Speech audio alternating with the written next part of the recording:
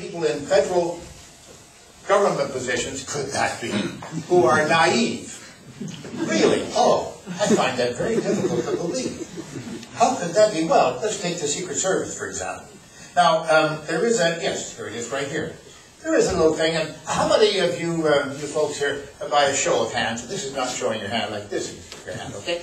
I'd like to see how many people have ever gone to pay cash in a restaurant or in a store, and they've offered currency, cash now, not a credit card, and they've offered the cash, and the clerk has reached into the register drawer and taken out a pen that looks about like this, and made a mark on the bill. How many of you? Oh, most of us in the room. Look at that. Well, I have too, of course. Now, this is the pen, same pen that I have here. It's called the Dry Mark. That's a very big company. They make hundreds of different kinds of pens. Counterfeit detector pen. It has a patent number here, U.S. patent. If it's patented by the U.S. Patent Office, it must be real, right? Wrong! You know, the peanut butter and jelly sandwich 2 years ago was patented. The U.S. Patent Office gave the patent to a company that now owns it. So if you make a peanut butter and jelly sandwich, pull the curtains. You're not supposed to do that, because it's patented now. They will patent any damn thing. It's ridiculous. Well, what is this invention right here? Well, I'll give you a demonstration. First of all, if I have any money, oh yeah, here we go. All right, that's a good one. All right, looks real to me. Oh, here you go. Would you, right here. Would you take this pen and on the clear part of the bill, just make a mark there, would you? What does it look like? What color? Okay, it's hard to see in this light. Light green. Well, no, it's actually amber. I'll just make another one. Yeah, it's hard to see in this light. This is a very sort of amberish light, but it is amber. Trust me. It's going to be a nice day after all. Maybe you can see the amber color. All right. Now, it says on the pen that if the mark on the bill is amber, that means the bill is the real thing. If it's black, oh, then it's probably a phony.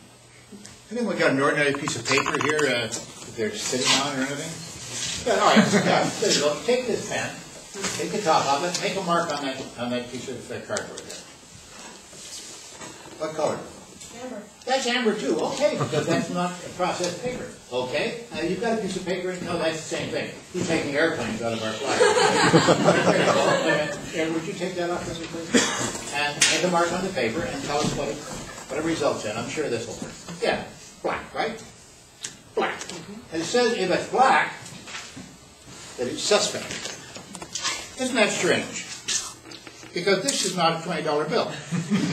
This is just a piece of blank newsprint that I copied in the Xerox machine. Don't tell the Secret Service.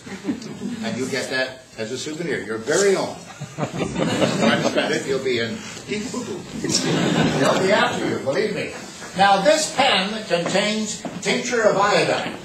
I don't know whether you remember, but from your chemistry class in school, that if you place iodine, tincture of iodine, on a cut carrot, or not carrot, pardon me, a piece of potato, or any other vegetable that has starch in it, it'll turn jet black.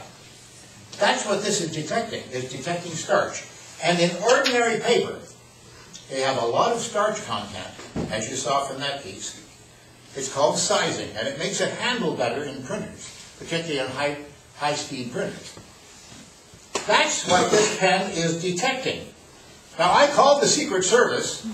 They have two main jobs. One is looking after the president, and the other one is detecting counterfeit money.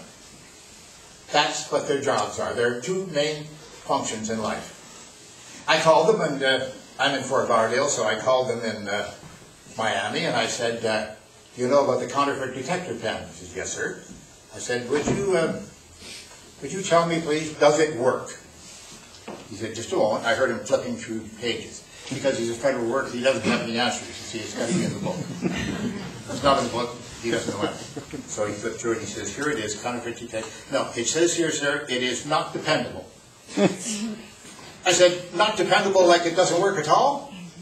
And he laughed. He said, yes, you could say that. I said, why didn't you say that? He said, that's not what it says in the book. That's true, it didn't say that in the book. Now, because it doesn't say it in the book, he doesn't have an opinion on it. But that is exactly true. It is not dependable to the point of not having any value whatsoever. You see that I can take a piece of newsprint like that, which is untreated paper, it isn't sized, and it shows as if it's genuine. This does not work, and yet it is sold, millions of these items are sold in stationery